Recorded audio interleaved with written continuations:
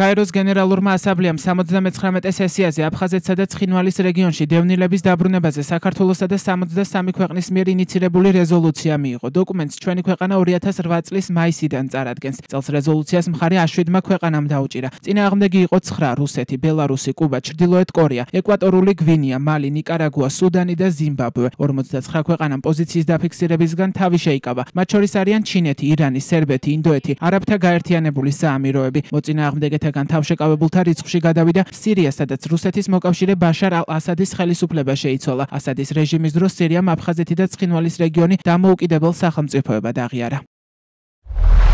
რეზოლუცია გმობს რუსეთის მიერ ოკუპირებულ საქართველოს რეგიონებში ძალისმიერი გზით განხორციელებულ დემოგრაფიულ ცვლილებებს, ადასტურებს დევნილთა უფლებას, ეთნიკური კუთვნილების მიუხედავად დაბრუნდნენ საკუთარ სახლებში ღირსეულად და უსაფრთხოდ და ხაზს უსვამს მათი საკუთრების უფლების პატივისცემისა და დაცვის აუცილებლობას. რეზოლუცია გაეროს გენერალურ მდივანს ყოველწლიური ანგარიშის მომზადებას ავალებს, ასევე მოუწოდებს ჟენევის მოლაპარაკებების მონაწილეებს გააქტიურონ ძალისხმევა აფხაზეთისა და ცხინვალის რეგიონებში უსაფრთხოებისა და ადამიანის უფლებების კუთხით არსებული მდგომარეობის გასაუმჯობესებლად.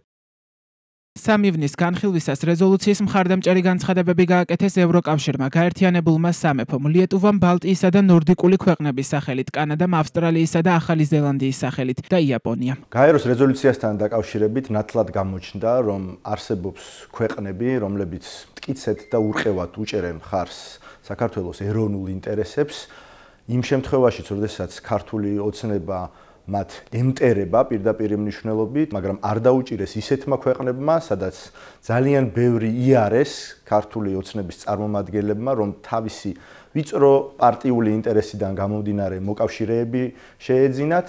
ესეთი ქვეყნები არიან არაბული ქვეყნები, საემიროები, რომელსაც პრაქტიკულად გადააბარეს გაეროს ტურისტული ორგანიზაცია, ინდოეთი, ჩინეთი, ცენტრალური აზიის ქვეყნები. ჩვენი ტერიტორიული თვითმფრინავების საკითხი არის ის, ესე ვთქვათ, ასპექტი, რომელსაც ჩვენ კომპრომისები ვიქნებთ ყოველთვის.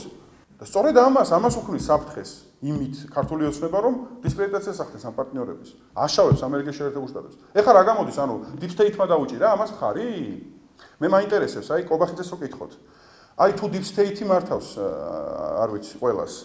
ანუ deep state-მა დაუჭირა ჩვენ ტერიტორიულ თვითმფრინავებას მხარი, ეს მაინტერესებს, უბრალოდ აი როგორ არის deep state-ი ზოგჯერ ჩვენი მაგარი ძმაკაცია და ზოგჯერ ჩვენი მაგარი მტერია?